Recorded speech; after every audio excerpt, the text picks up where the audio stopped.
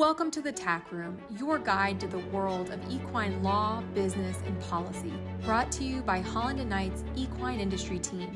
Join us as we explore the legal and business landscape of the equine world, offering insights designed to accelerate your equestrian ventures with confidence and clarity.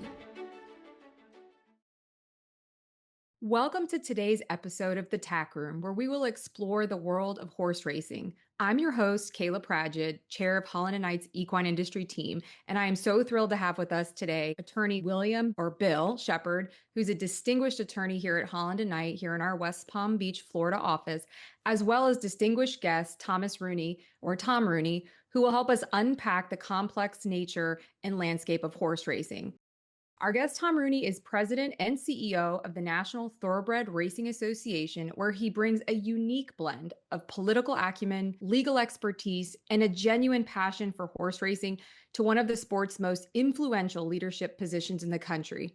Before taking the reins at the National Thoroughbred Racing Association, Mr. Rooney served 5 terms as a U.S. Congressman for Florida from 2009 to 2019, where he was known for his work on the Agriculture Committee and his advocacy for military veterans. Mr. Rooney was a legal instructor at the United States Military's Academy at West Point and a former Army attorney. Mr. Rooney also worked as a prosecutor for the state of Florida. His family's deep roots in professional sports as part of the Rooney family that owns the Pittsburgh Steelers, combined with his own background as a horse owner and racing enthusiast, gives him an insider's understanding of both the business and the passion that drives thoroughbred racing. Since assuming leadership of the National Thoroughbred Racing Association, Mr. Rooney has focused on modernizing the sport, enhancing integrity and safety standards, and expanding racing's appeal to new generations of fans. I cannot be more thrilled to introduce you both to Bill Shepard and Tom Rooney for today's episode. And Bill, I will turn it over to you. Thanks, Kayla. Thanks for having us here. And Tom, welcome to the Tack Room. Thanks for joining us. Thank you for having me. All right, Congressman Rooney. You've made a big shift from politics to professional sports, but it's not been that much of a shift for you in some ways because you've been a horseman and a lover of things equestrian for most of your life. Tell us a little bit about how you got into equestrian sports and ultimately into horse racing. Well, it's been in our family's history for generations. My grandfather, who's well known as being the founder of the Pittsburgh Steelers, really was infamous or famous prior to that as a professional boxer and baseball player, but also probably one of the best handicappers of horse racing in the country. With that winnings, it's famously known that he started the Steelers, which have had several names before that in club football, but back before TV, professional football was kind of behind college football and getting funding to pay the team and things like that. He bought several racetracks around the country and kind of supplemented the payroll of the football players with his winnings at the track. So our history with football also is very intertwined with racing. My earliest memories are walking around the stable area with my dad and my grandfather at some of his various tracks and hanging out with jockeys in the jock room, and just being part of that whole backstretch life was really, really cool for a young kid and somebody who's looking up to their dad and their grandfather. It was pretty neat. Not only have you come a long way since then, but so has horse racing. Really, one of the things that I think has helped horse racing around the country is the organization that you now lead. Tell us a little bit about the NTRA and what its mission is, who the members are. What are the big issues you guys are facing right now? The NTRA is pretty much the largest advocacy group, a trade association, if you will, for most of the major and minor racetracks across the country. We represent the Breeders' Cup, the Jockey Club, the Triple Crown. Basically, the who's who of our sport is my board. And our job is to advance legislative advocacy in Washington. It's also to promote and foster safety through certain initiatives and programs. We obviously engage in a lot of fan engagement.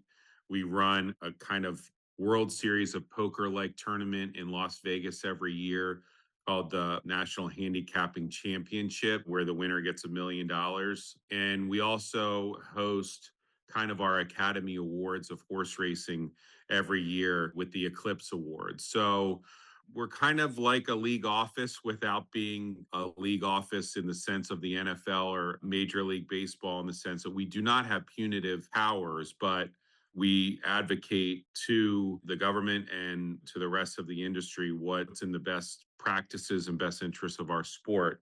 And to sort of answer the beginning part of your question, what has changed in our sport over the years has been a real focus on that advocacy and safety, and recognizing that, just like football with things like concussions, the fans today want to know what they're cheering for is something that is good, and something that the people that are the caretakers of that sport are conscious of trying to do the best for the athlete, in this case, the horses and the jockeys, and that will give them sort of license to be able to continue. Our sport has condensed from where it was at the turn of the last century, because we're the only legal gambling venue that you could go to, where you might have several racetracks in any kind of metropolitan area.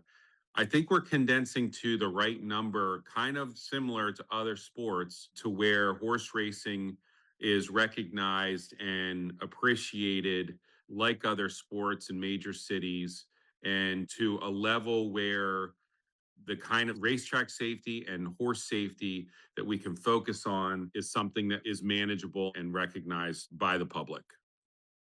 Tom, to me, one of the things that I've seen as an outsider in many ways is a growth of equine sports in general. The growth of rodeo, the concern of safety of those athletes, both the equine athletes and the bull riders, the show jumping. It seems like it all sort of feeds off itself, in that there's a greater public interest, not just in show jumping or rodeo or thoroughbred racing, but together they're all growing the equine sports and the equine world. Would you say there's a relationship between those sports, or am I getting that wrong? I think that the relationship is fostered by the fact that you're absolutely right. There is no doubt that the public perception of what happens when we race a horse or jump a horse, or, in the rodeos, that the animals that we are using for entertainment purposes or gambling purposes or what have you are being treated humanely. Maybe 100 years ago or 150 years ago, it was less about the welfare of the animal and more about the prize. That, I think, is something that has changed in our minds as a society. And, whether that be through education or exposure or what have you, I think the American public and even the world public, because we're seeing this across the globe, is the concern that we're doing everything that we're supposed to be doing for the welfare of the animal. And I think that that's a good thing. And I think that the more that we publicize and show, like the National Thoroughbred Racing Association does through things like its Safety Runs First campaign, what we're actually doing with things like biometrics in the saddle to make sure that the gait of the horse is consistent with what the computer says it's always been, or whether or not the racetrack is meeting the very basic standards if there was a lot of rain, or if there's something going on with the track, that it's at least at this minimal standard that every other racetrack in the country also has to live up to. There's various metrics that the sport has now put into place so that we're doing a much better job. And one of the first things that I worked on when I was in this job was the Horse Racing Integrity and Safety Act, which was a bill proposed by a Republican named Andy Barr in Kentucky and a Democrat named Paul Tonko in New York, which recognized those things, that they should be codified in law, so that what happens in Florida is the same thing that happens in Kentucky, the same thing that happens in New York, et cetera, that you're not running into a different state and having a different standard. Because trainers would tell you, like when I first started this job, I said, what's the one thing that concerns you about our sport? And they say safety and the fact that it's fair from venue to venue, that I'm not taking my horses to X state and that state has a couple of trainers that are using questionable methods and my horses just get beat handily. And we've addressed that with this act. It costs money and it's making the sport more expensive. And we're working on ways to bring that cost down. But there is no denying that with the leadership of Lisa Lazarus, who runs the Horse Racing Integrity and Safety Authority, which now oversees the safety apparatus of our sport, that fatalities on our sport consistently have gone down in the couple years that it has been enacted, and that our fatalities in National Thoroughbred Racing is at an absolute all-time low, which is something that we take very seriously and we're very proud of. And so I think other sports, to answer your question, there's no doubt that I think that they all look at the horse and the animal and the athlete the same way as our fans see our horses. So I think it runs true across all spectrums. Well, congratulations on those improvements, which make it better for everybody from the fans and from the equine athlete's perspective. That's a great thing to accomplish with bipartisan support from people from very different parts of the country with different takes on those sorts of things. So, congratulations on that. One of the things that you talked about I find interesting is the application of technology, the biometrics in the saddle, measuring different turf conditions, dirt conditions, using technology, having those resources available to tracks around the country. What are some of the other ways that technology, or frankly, even AI, maybe, Tom, are impacting your sport, the way we're seeing technology be used by coaches and general managers in other sports across the sports industry? I mean, there's so many things that people are implementing at the track, including just some things that you'd think would be obvious, like, vets now have a lot more leverage and situational awareness before a horse gets put in the starting gate, that if there's anything wrong, that horse is scratched. You're seeing that a lot more when you watch the races where a horse is getting ready to load in the gate.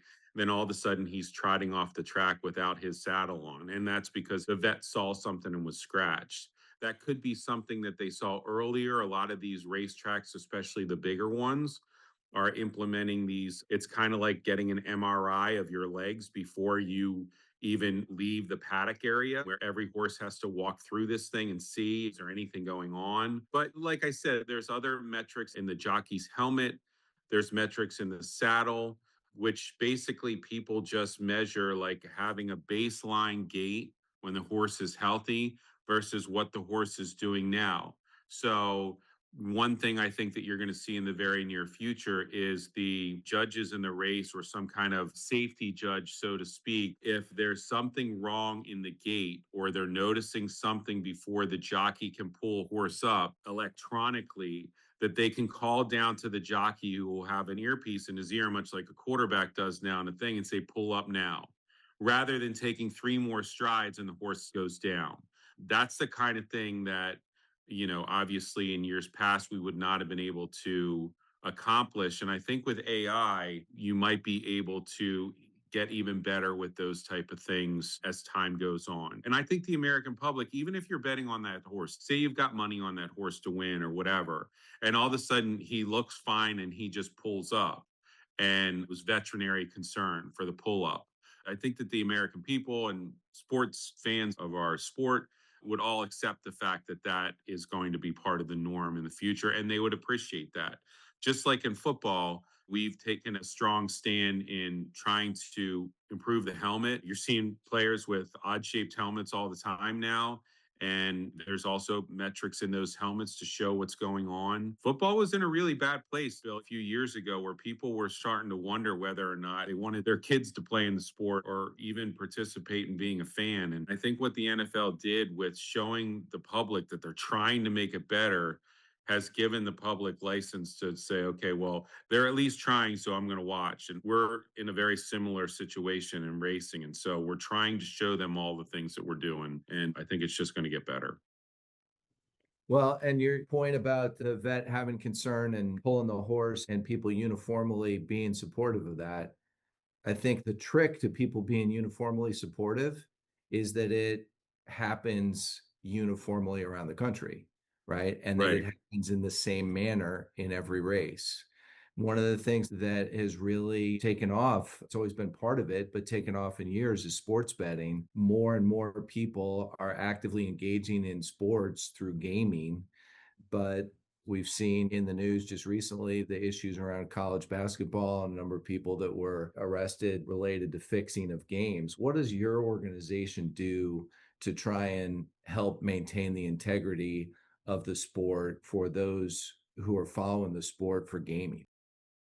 It's always difficult when there's bad actors working for nefarious reasons to try to prove that somebody was acting in a way that was not the natural race. I'm sure in the history of our sport, like in the movie Casablanca, there's been jockeys that have not run their best race or pulled horses up or what have you. And we've seen some pretty stiff penalties over the last couple years. I've noticed an increase in America and internationally. Our sport really is an international sport where you see a jockey in a certain ride and people are looking at this race. And I, quite frankly, am watching this race and I can't see he's doing anything to my eye that's wrong. And then other jockeys that are part of, there's various jockeys groups that will look at that and be like, yeah, that guy stopped riding and other horses caught him at the last second. And that jockey is suspended and he loses his paycheck for however long. And so they definitely have things in place to monitor those type of things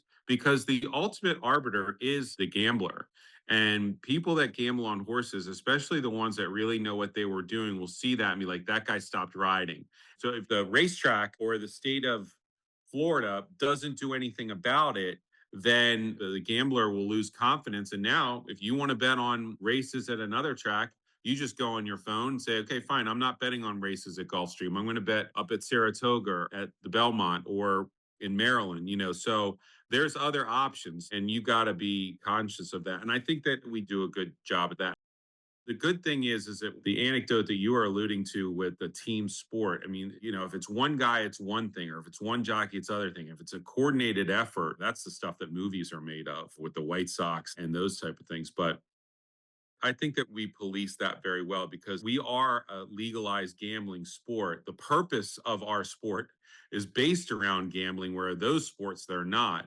So we're very conscious to make sure that what the gamblers are seeing and what the handicappers are handicapping, that it's actually happening on the racetrack. But we are a sport that is regulated differently in every state as far as race dates and who's licensed and things like that. Now, I talked about the safety being uniform, and that's a new thing. There's actually some legal action against HISA, the Horse Race Integrity and Safety Authority, because they're basically saying that this is a states' rights issue. And there's also an issue of it being under a government agency and whether or not that's really oversight by the federal government. Those are the questions before the court. And so far, in most of the lower courts, we've won, but still remains this should be a state by state issue. But the problem with that is the levels of security and scrutiny and that kind of thing at different states is different. And so, just like in other things that you remember at law school, where if that product, in this case, it's our horses, travel across state lines, that they're inside interstate commerce. These horses go, I'll tell you right now, in Florida, right by my house at Payson Park in Indiantown, they're training there. They're going to go to New York. Hopefully, if they're good enough, they get to go to the Derby. And then they're going to go to Maryland. And then they're going to go back to New York. And then wherever the Breeders' Cup is this year, which is in Keeneland. So we're all over interstate commerce. So far, we've been winning a lot. And I think that you'll see a lot more uniformity in our sport as we move forward. And I think that that's what we need. Tom, you mentioned not only the national scope of this, but frankly, the international scope, right? A lot of these horses are flying across the Atlantic, they're flying across the Pacific. Horses from abroad are trying to come into the US. What are you seeing on the flow of horses and trainers internationally, and what kind of impact is that having that you guys at the NTRA are keeping track of? Well, one of the big things that the Triple Crown folks have done is to get into the Kentucky Derby, you have to amass a certain amount of points in the prep races. Like coming up here, we have the Tampa Derby on March 7th, you have the Louisiana Derby on the 21st, Arkansas Derby, etc. These are all prep races for the Kentucky Derby. And if you amass a certain amount of points, you get an entry. Well, what the people that run these races have also figured out is that it's also very attractive for horses in Japan. They have prep races for our Kentucky Derby in Japan. The same thing in Europe. So if you've got a top European horse or a horse from Japan, Australia, China, wherever, there's an avenue for you to participate in our top races in the United States. Alternatively, you also see some of our best champions, that's 3-year-olds. Some of our best champions that don't go into breeding right away, you'll see them go abroad and sometimes race at Royal Ascot in England, which is their big meet over there. Got a chance to go to that last year. It was quite exciting. And then you have the Arc de Triomphe in France. You have the Melbourne Cup in Australia. I got to go to the Japan Cup a couple years ago. That was incredible. There was tens of thousands of people there. And incidentally, this year in the Kentucky Derby, you saw, or 2 years ago, you saw a Japanese horse called Forever Young almost be part of a triple dead heat. That horse came back this past year and won the Breeders' Cup Classic and is up for some of the biggest honors at the Eclipse Awards. We have a huge Japanese contingent coming to the Eclipse Awards this year, and it's very exciting. Obviously, also in the Middle East, you got the Dubai World Cup. You got the Saudi Cup. By the way, those standards that they race in those venues versus ours, when they come here, they know that they have to meet our standards. So you can't train a horse in Japan or Dubai or England or Ireland a certain way and then come here and use the same standards if it conflicts with ours. So in that way, there is sort of forced uniformity. But yeah, it's very exciting how global we are. And obviously on my app, when the races are over here in South Florida or Maryland, they immediately go to South America, and you can bet on your app for the races in South America. And then if you want to be up all night long, you can start betting in the Far East and down the line. So Yeah, it truly has become, I guess, the way many things in commerce have, much more international, even though the Ascot race has always been famous, or the race in Melbourne, or I was just in Sydney. Those races and those race tracks are known worldwide, but now they really are part of a more universal ecosystem of horse racing, which I guess brings me to another question, which is big business versus small business. What kind of consolidation are you seeing both at the state level and national level? But are there some international players? Are tracks that were once family owned now going into large corporate operations? If you think about other sports and you think about skiing, for example, there's a couple big public companies that are buying up all the old ski runs and turning those into one big company. What are you seeing in horse racing, and is there a role for the NTRA to play in that? I don't know that there's a role for the NTRA to play in ownership of the racetracks, but racetracks really have consolidated, I think, to where you don't have several.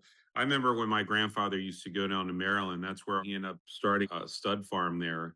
There was like 8 tracks around Baltimore. Now there's 2, but it's eventually going to be just Pimlico where they run the Preakness, and that's probably about right. Now, one trend that you're seeing is a movement in states like Maryland and possibly even Florida coming up. You've already got this in New York with NYRA, which is the New York Racing Association, where essentially those tracks are run by the state. They're public, almost like if you go to Saratoga, it's like a public park that they have a race meet at. And the state of Maryland has now taken over racing for Pimlico, and Laurel will be closing after it hosts the Preakness, I think, for the next 2 years. And that's a privately owned company, but they've sold to the state. You may see the same thing in California. Del Mar is a public track, meaning it's run by, I think, the county down there, but overseen by the state. But then you have the private racetrack at Santa Anita.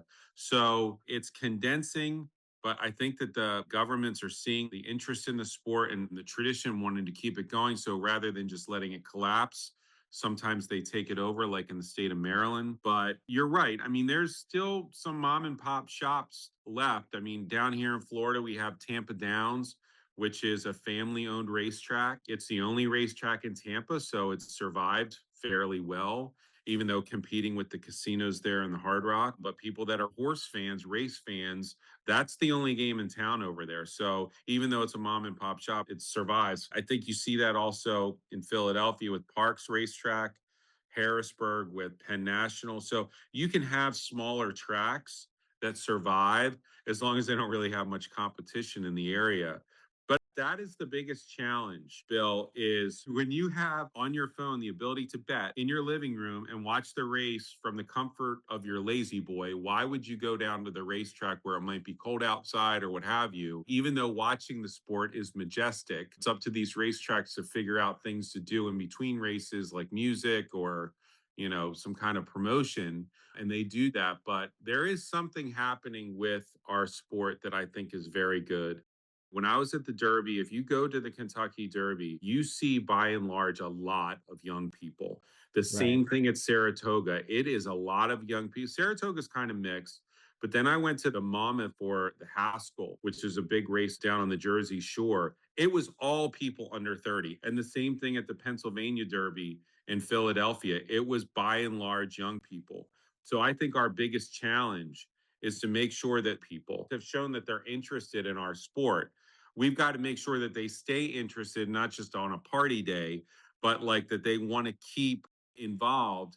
And one of our biggest challenges is that with sports betting, you've seen that a lot of, especially the younger generations, like to parlay several entries in like a $20 bet. So, the Miami Heat, the Miami Dolphins, the Philadelphia 76ers, like if these sports were all at the same time, you would be told with your $20 bet, if you parlay all these games into one bet, then you're going to win 500.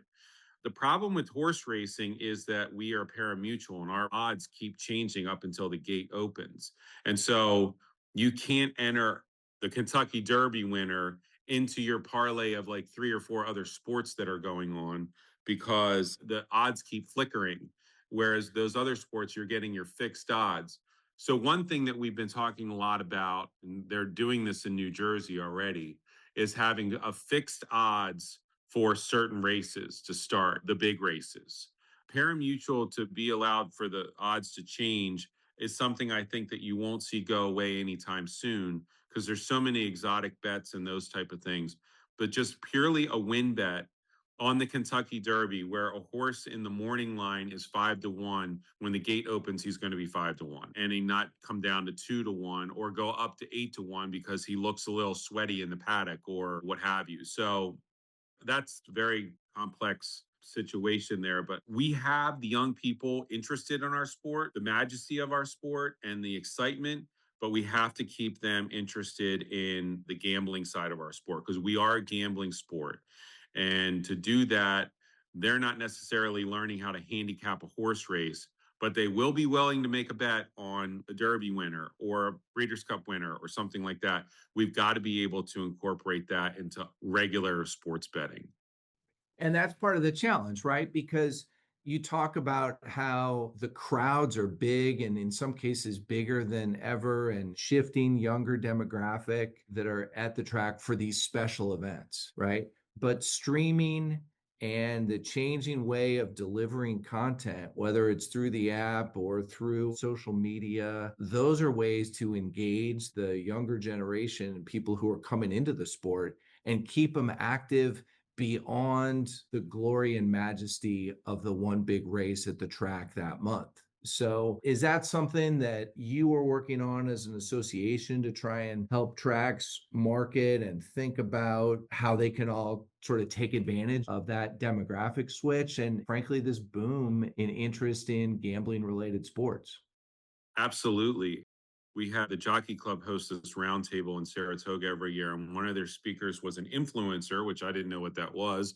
But it's apparently, people that for whatever reason get a boatload of followers on X or Instagram or what have you, or Tom, when TikTok. you were in Congress, you were an influencer. but now it's all changed and influencers, it's a job unto itself. Hey, we had Facebook pretty much when I was in Congress, and that was it. Maybe a little Instagram at the end. And that definitely changed what it meant to be a congressman. Instead of being a team player, you were like trying to get likes, and the goals were completely different. That's pretty much when I got out of Congress, because that was a shift that I didn't really know how to navigate. But in racing and in our sport, probably in politics as well, these younger people know how to manage that and get a lot of followers. And then if you can collaborate with these influencers through racing, we've seen some of these owners of these horses that have given a stake in their horse to influencers just so they can tweet or post on Instagram or do a TikTok video with the horse in the barn after the race. I mean, it's amazing. Some of these younger influencers are now owners of these horses in part. And so they'll post about, we had a famous horse a couple years ago called Seize the Gray. And part of that horse was owned by some influencers, and that horse became famous inside and outside of racing. So this guy came and talked at the roundtable, and he said that where before you would buy TV spots, ads in the newspaper, or ways that you would try to pump up the track, the card, the races, whatever, it's totally different now. Now you get an influencer to collaborate with you on your horse, and you put that out through social media. You do things like this podcast, and podcasts, social media, and maybe one or two other things are taking the place of buying commercials on radio, TV, and newspapers by far. And it's a whole heck of a lot cheaper. So you've got to be able to adapt, evolve with that. And there's great platforms out there like Light Up Racing. They're a group that responds when there's something negative to our sport or there's questions about our sport for the public, especially on social media, to where they answer them in a way that is understandable for everybody to say, okay, I get that now. I didn't know, why do you use a whip with a horse? And what is the whip made of? And things like that. And groups like Light Up Racing, they take to social media and they explain all this stuff. And it's very, very well produced. And I think it's good for the sport.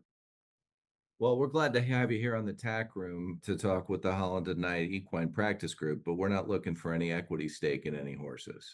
But we appreciate you being here. But before I let you go, as we think about a couple last topics, you talked about horse safety. We're talking about horses running hard. We're talking about them competing internationally. Eventually, a time comes for a horse's sports life to sunset. Right. So people are very interested in the retirement of horses and what happens. What is it like?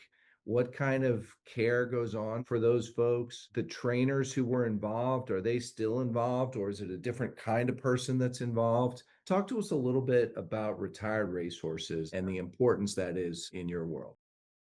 Yeah, we call it aftercare, and it is different trainers. It's a whole different group of people. I just had a horse, big, beautiful gelding named Steeler Nation. I raced him exclusively in Baltimore just to kind of try to stick it to him. How'd you come up Unfortunately, with that name, Tom?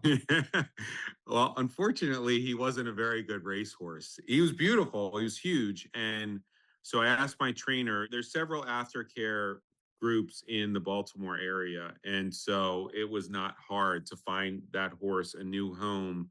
They first teach the horse how to just basically be a riding horse, maybe a jumping horse.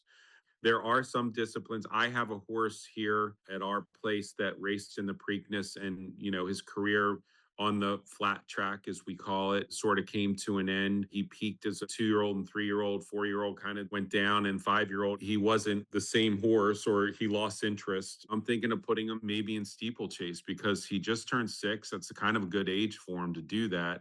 And I just don't want him to be done having a job. Horses definitely are good when they're in a routine and they have a job. And that job could just be a riding horse for a new rider. It could be a jumper. It could be in dressage, polo, or it could be a lot of the mares that I've bred to are behind my house right now, just eating grass for the rest of their life because their careers went from being a racehorse to a brood mare, and now they're just turned out, as we say.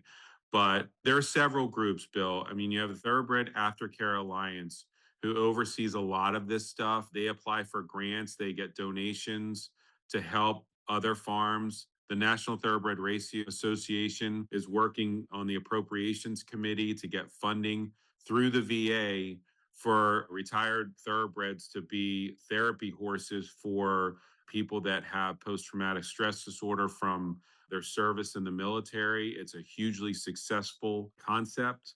I think, without going into too much of the science, because horses are generally a flight animal, whatever is happening with those people that are suffering from post-traumatic stress disorder is a very soothing and calming presence when you have a horse that trusts you and accepts your vulnerabilities and whatever's going on. That's something that we've been working on at the NTRA at the federal level to get those kind of funds. But every state and every jurisdiction has different 501c3s too. But a lot of it, especially if you have a good trainer like I do, a lot of it has to do with my trainer making the phone call to me saying, Tom, this horse does not want to be a racehorse. He's great. He's beautiful. He's friendly. He loves life. Let's find him a new home. And I pay for that horse, room and board and all that kind of stuff until he gets a new home. They rehome him to learn how to ride a different, maybe Western or what have you. And then they go from there for wherever their forever home is going to be after that. The one positive thing about the constriction of our sport to just regional bigger tracks, kind of like a real league, is that there's a lot less horses out there. I mean, there was some pretty horrible things that happened to horses after they race. I'm sure there still is in extreme isolated situations, but by and large, with computer chips in the horses, people tracking almost every horse that comes on and off the racetrack, it's really hard to make a horse disappear. I'm not saying that in the past that wasn't probably common, but in this day and age, I think from birth to death, a horse is pretty easy to track them and where they are and what they're doing. So at the NTRA, one of the first things I did, not to go on, but one of the first things I said when I took this job is the National Thoroughbred Racing Association. I just wanted to change it to the National Thoroughbred Association, take the racing part out, because I really think it's important for the racetracks and the people that are at the top of our sport to manage the horse from birth until natural death, and not just while they were, getting bred, racing, and then what happens after that, who knows.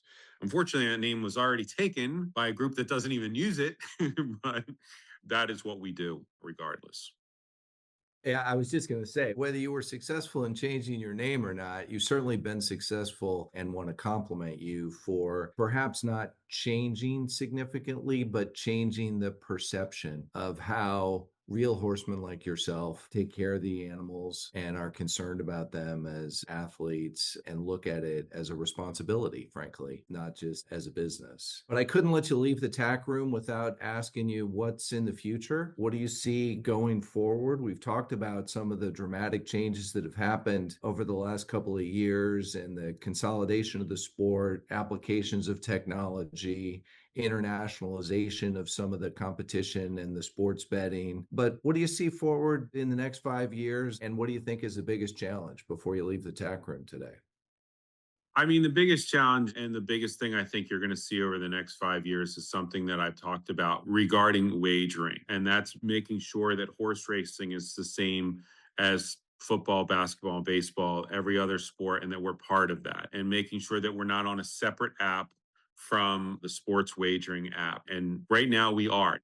One of the major betting platforms out there has a sports betting app and it has a horse racing app. And most of them have that. It's the same wallet, so to speak. You can use the money interchangeably, but you can't gamble on those two sports together. And so that is obviously a huge thing that we need to accomplish. And I think everybody wants to do that.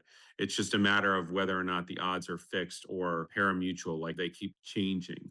The media is obviously a huge thing that we have to continue to stay on the cusp of and make sure that we're doing things the way that most people are seeing them, especially young people, and not the old fashioned way. I deal with that conundrum a lot. Well, it's never been done that way. It's like, well, we're moving forward. And then, so we have all this, but we also have some interesting things coming up. I don't know if it's good or bad. We have things like prediction markets, which I'm sure you've read a lot about, which is essentially a type of gambling on what's going to happen in an election or what's more likely to happen, this or the other. those gambling type sites are not regulated by states. There's no cut being taken by a racetrack if somehow a prediction market starts betting on who's going to win the Kentucky Derby. The way that we pay for these horses and the way that we pay for these venues and the races to be run is that the gambling part of it, there's a cut that goes to the track. Even if you're betting from your living room on an app, part of that wager goes to the track that houses the horses, that has training time for the horses and those type of things. So if there's the gambling apparatus out there which does not give a cut to the track and does not give a cut to the horses, then there's no reason to run the horses because we're a gambling sport. And so I think one of the things that you're going to see is either one of two things: an effort to outlaw those prediction markets because they're not regulated, or an effort to somehow make them in line with other wagering outlets to where whatever's being wagered on there is a cut going to the state. There is a cut going to the track. And if those things are allowed to move forward, I'm sure there's going to be major lawsuits, but we'll see how it all shakes out in the end. We're just sort of watching that right now. I know that the American Gaming Association that represents all the casinos is very concerned about it, and rightfully so. It's one of those things that if it's going to go through, you want to be part of it rather than on the wrong side of it and out of business. And so that's going to be something to watch, I think, in the next couple years. Well, Tom Rooney, President and CEO of the National Thoroughbred Racing Association, thanks for joining us here today at Holland and Knight and being a part of the Tack Room. It's great to see you. Thanks for everything you're doing to help racing, and I'll see you at the track, Tom. Thanks, Bill. Yeah, thank you. Just want to say a big thank you to both Tom and Bill today on the Tack Room for what I will say is a truly engaging discussion of the developments in the sport and what is to come in horse racing, both in the U.S. and internationally. So thank you so much to both of you. Thank you for joining us for the Tack Room. With over 55 professionals across more than 20 of our offices, including in equine hubs like Florida, California, New York, Virginia, and Texas, Holland & Knight's equine industry practice is both deeply rooted in the horse industry and nationally integrated. We serve equine professionals, businesses, and equine adjacent industries on a full range of legal needs, including real estate and zoning, training and boarding agreements, liability and insurance, and even anti-doping and regulatory compliance. Our team also advises on business formation, tax planning, sponsorships, and international transactions in the equine space, combining practical knowledge with industry-specific insight. To learn more, please visit hklaw.com/equine.